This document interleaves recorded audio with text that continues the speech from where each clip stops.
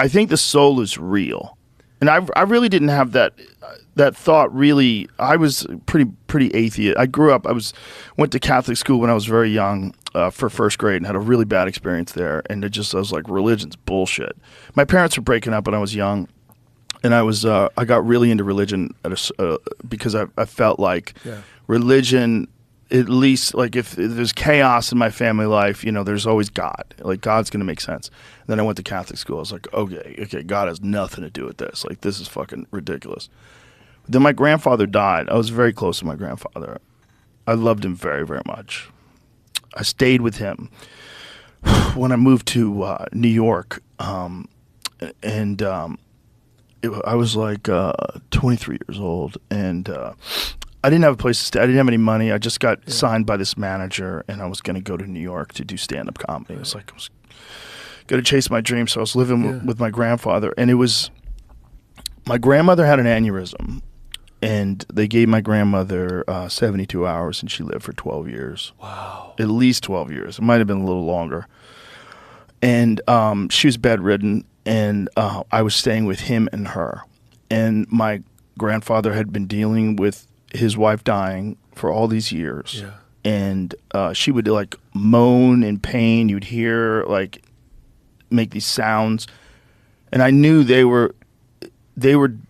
he was old and she was old. They were dying. And I knew she was going to die probably quicker than him. And it was this transition in my life from me like going forth on this great adventure to seeing this man that I loved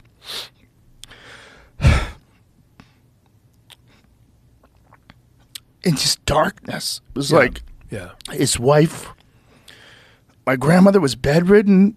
It was agony. It was depression. They lived in a very bad neighborhood. They lived in North 9th Street in Newark, New Jersey. When they moved there in the 1940s, it was an all-Italian neighborhood. And then they started doing this thing called blockbusting. And what blockbusting is they would, real estate agents would come in and they would say, black people are moving into your neighborhood. You have to sell now. If you don't sell now, you're going to lose the value of your home. And it's the way they they fired up the real estate market, and they crushed communities this way. Jesus. And my grandfather was like, I like black people. I'm not going anywhere. Yeah. And he never moved. And he stayed there. And it changed from a black neighborhood to a primarily Hispanic neighborhood. And when I was with him, when I stayed with him, just before after I got there, I can't really remember. It was 30 years ago. The kid next door was selling crack, and police broke down the door. And like he had an Audi. I remember he had an Audi in the driveway. I remember looking, I was like, how does this kid have a fucking Audi? Yeah. It's a nice car, in 1990. And it was just bad. Everything it's very depressing. It was a depressing space. Like the neighborhood was depressing. His life was ending. Yeah. It was very, very sad. And when I went to his funeral, when he was in the casket, I looked at him, and I'm sure you've been to a funeral before, and I know you've seen dead people before, but there's something about seeing a dead body where you're like, oh, he's not there. Yeah. It's unmistakable. He's not there. It's not as simple as, he stopped moving. Right.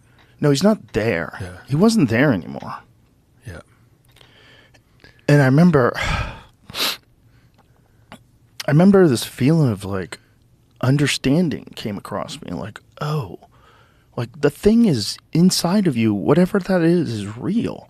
Right. It's not just as simple as you're alive. Right. And at that moment, of seeing my grandfather in his casket, I started considering a soul. I started thinking like, oh, this isn't bullshit. And then I started thinking like how arrogant it is to assume that that all these people for thousands and thousands and thousands and thousands of years have talked about souls. Right. It's a universal idea. It's not common to one specific culture. It's not isolated. It's a universal concept of there being something inside of you. And I think it's something that we intuitively understand, that we know, we are aware of it, we know it's real. Yeah. We just can't put it on a scale. We can't put a ruler on it and measure it. We can't. But it's a thing. And I think that thing it's intertwined with consciousness. That's what I think. This is just my own feeling. Yeah. I think your soul interacts with consciousness, and consciousness is a force. Right. And I think we're all experiencing consciousness. We're just doing it in this weird way. We're doing it with different biological entities, different life experiences, different people and stimuli you're around, different neighborhoods, different parts of the world. But it's the same thing. And the way I've described it is like, I think that you are me. I know it's like hippie nonsense horseshit, but I think if you lived my life, you would be me, and if I lived your life, I would be you. And I think we are all people. I think all people are the same. We are just living through different genetics, different biological experiences, different biological filters, different life experiences. I think we're all the same. I really do. And I think that what your soul is your connection to consciousness. I think your thing, the thing that that you intersect with. And I think whatever we are, there's like a place that thing goes. Right. And I have a feeling that that's what these near-death experiences are. That's what a lot of psychedelic experiences are. Right. I think it's a looking into the other side. And I don't think all these cultures have had this same idea by accident. Yeah, structurally, like at their core, they're all incredibly similar. And there's the realm of the dead, right? And so I think there's also a very limited. There's a perspective of what God is, and there's a perspective of the universe itself. Like, oh, who made the universe if God didn't make the universe? Or who made God? I think we are limited by our own biological perspective, which requires a birth and a death.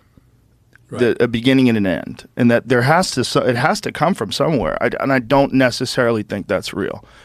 And I have a feeling that this concept of a God is even greater. That what it entails is even greater than an entity. I think it's all things. Right. I think what God really is the universe. I think it is all things. Right. Right. Well, biocentrism is sort of along those lines. It's all one huge thing. Yeah, I've come to this thought like in steps over time, like where it makes more and more sense. I'm not trying to comfort myself. I'm not looking for some sort of rational. That's not what I'm doing.